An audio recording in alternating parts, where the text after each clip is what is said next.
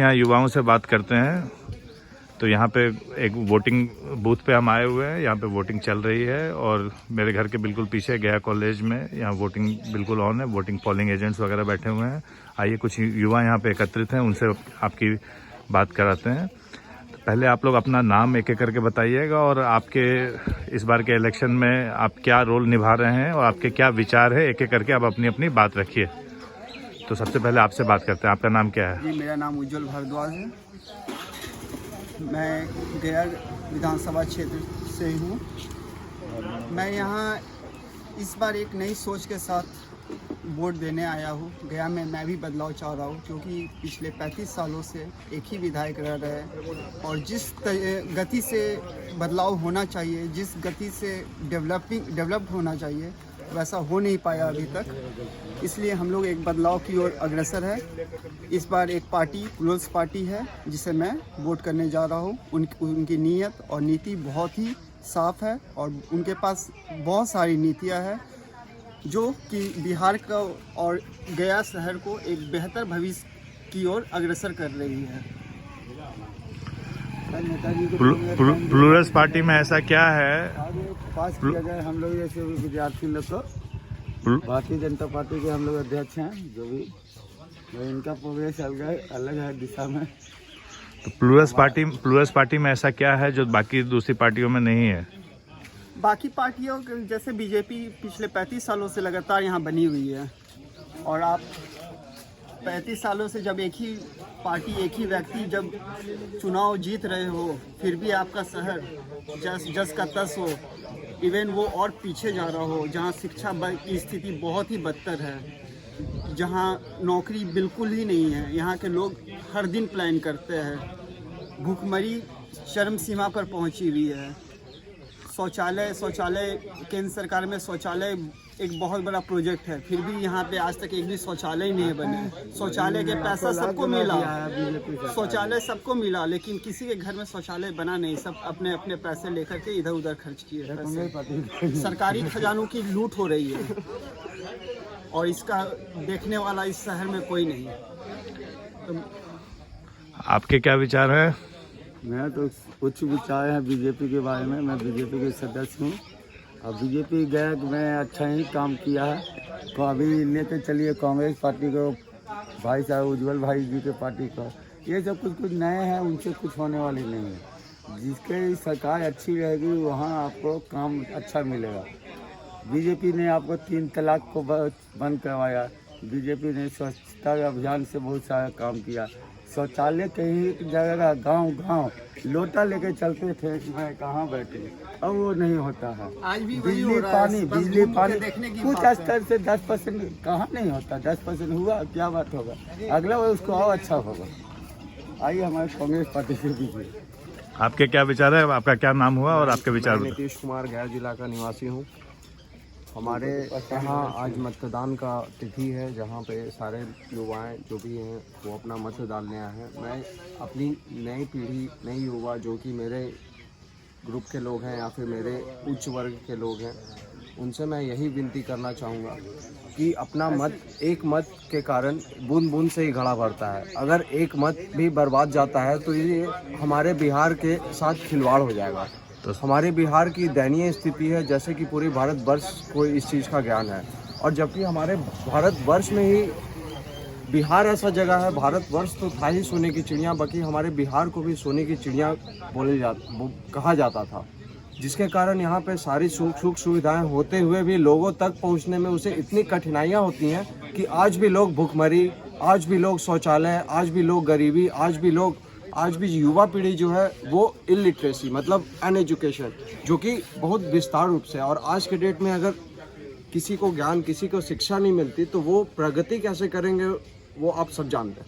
इसलिए मैं युवा पीढ़ी से, आज की युवा से यही विनती करूँगा कि वो अपना मत को बर्बाद ना करें, ऐसे लोगों को दें, ऐसे पार्टी को दें जो कि बिहार को एक उन्नति के रास्ते की ओर अग्रसर करे।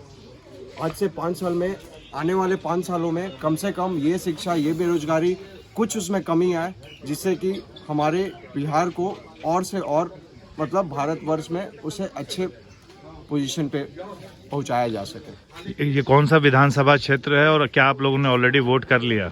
नहीं, हम लोगों ने वोट तो नहीं दिया। हमारा गया विधानसभा क्षेत्र है और हमारा यही पोलिंग बूथ गया कॉलेज 232 भूगोल विभाग में है। 232 संख्या है हमारे क्षेत्र का। और ये अभी बीजेपी के समर्थक, इनको अपना विधानसभा क्षेत्र तक नहीं पता। आप बताइए कौन सा विधानसभा क्षेत्र है? 230 गया टाउन। गया टाउन है।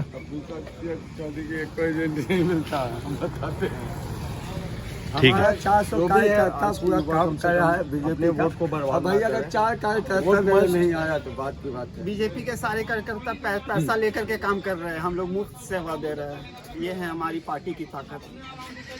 तो आपकी पार्टी अगर इस बार चुनाव जीतती है तो क्या बदलाव आएगा बिहार में?